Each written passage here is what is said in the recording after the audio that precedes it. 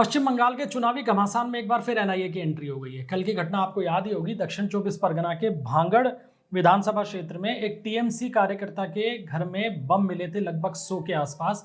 उस मामले में चुनाव आयोग ने संज्ञान लेते हुए जांच के आदेश दिए थे। गृह मंत्रालय भी सक्रिय हो गया था। अब उसकी जांच एनआईए को सौंप दी गई है और एनआईए ने अपना काम शुरू कर दिया है।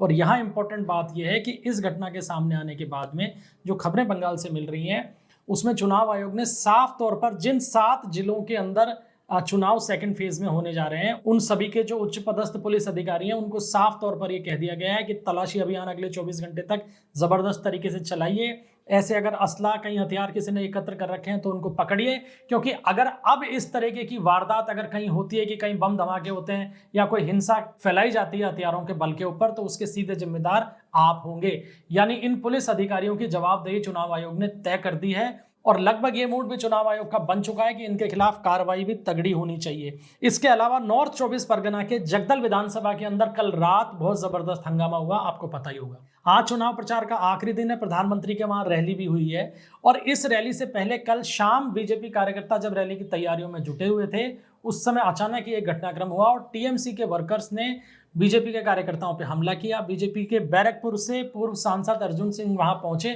तो अर्जुन सिंह के ऊपर भी मारपीट की कोशिश की गई, उन पर भी हमला किया गया।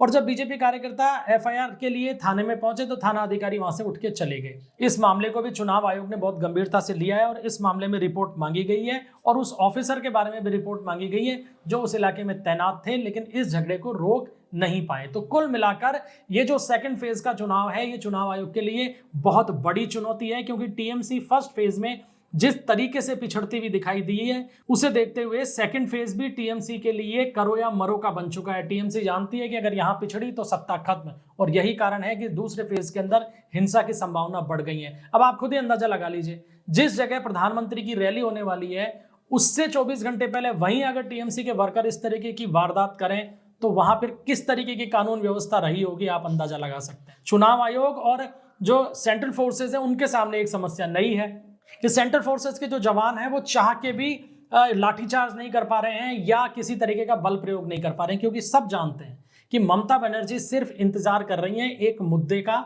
जो उनको मिल नहीं रहा है, कि उस मुद्दे को लेकर वो इमोशनल कार्ड चुनाव के अंतिम समय पे खेलें। क्योंकि देखिए माहौल बिगाड़ने की कोशिश किस तरीके से की जा रही है कि जो ये जगदल के अंदर जो घटना हुई है, इसके बाद टीएमसी नेताओं के बयान देखिए क्या आए हैं। बयान आए कि बीजेपी यूपी और बिहार से गुंडे बुला लिए हैं बीजेपी ने और अब चुनाव से पहले दंगे कराने की कोशिश कर रही है। किस तरीके की बयानबाजी करते हैं ये टीएमसी के नेता, मतलब यूपी बिहार के बारे में इस तरीके से टिप्पणी करते हैं जैसे पाकिस्तान या बांग्लादेश के बारे में करनी हो।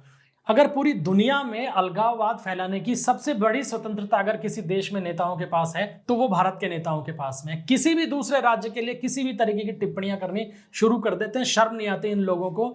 निश्चित रूप से इन लोगों के ऊपर भी कार्रवाई होनी चाहिए, बल्कि अब हकीकत तो यह है कि इस तरह की परिस्थितियां बन चुकी हैं कि किसी स्टेट के अंदर अगर कोई राजनेता या राजनीतिक कार्यकर्ता दूसरे राज्य के बारे में इस तरीके की अपमानजनक टिप्पणियां करे तो उसके खिलाफ तो राष्ट्रद्रोह का मुकदमा दर्ज किया जाना चाहिए, ताकि इन लोगों को पता चले कि भावनाएं भड़काना और होता है, माहौल को भुनाना और होता है और देश को बांटने की बातें करना अलग होता है। और अगर ऐसी बातें आप करते हैं तो आप दंड के भागी भी होंगे।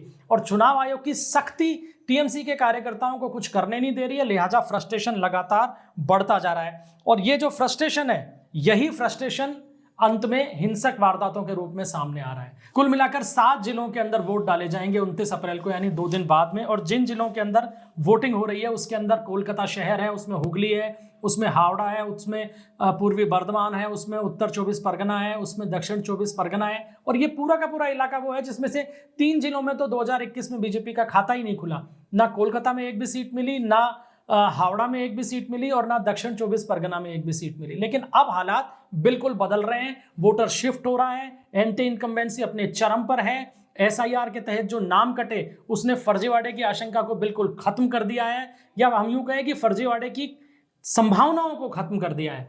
तो अब टीएमसी के कार्यकर्ताओं को कहीं कुछ नहीं दिख रहा, तो फिर अंत में कोशिश उसी बात की जा रही है जो कि हमेशा बंगाल के चुनावी एक संस्कृति बन चुकी है कि झगड़े, फसाद और हिंसा। तो चुनाव आयोग के सामने एक ये बड़ी चुनौती है कि किस तरीके से 142 सीटों के ऊपर शांतिपूर्ण मतदान कराया जाएगा। हालांकि जो जगदल की घटना हुई है उसमें चुनाव आयोग ने एक्शन ले लिया है। जो दक्षिण 24 परगना में जो बम बरामद हुए हैं उसमें भी चुनाव आयोग ने एक्शन ले लिया है, लेकिन अब एक्शन के बाद में एक बड़ी कार्रवाई का भी इंतजार है, जिसके अंदर जिम्मेदार भी नपें, ताकि जनता को ये लगे कि कुछ भी करेंगे ये लोग तो फंसेंगे और चुनाव शांति से होने की उम्मीद बढ़ जाए।